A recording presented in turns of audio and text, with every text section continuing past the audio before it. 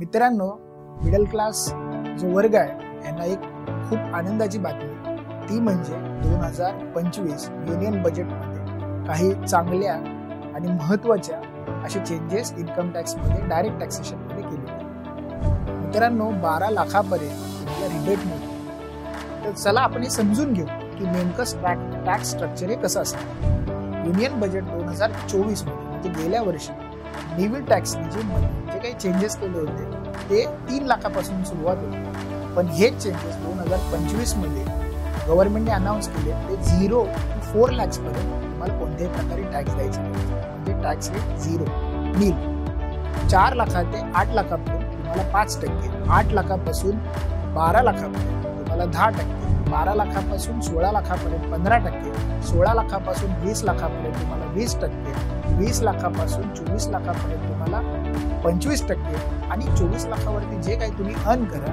त्याच्यावरती तुम्हाला 30%.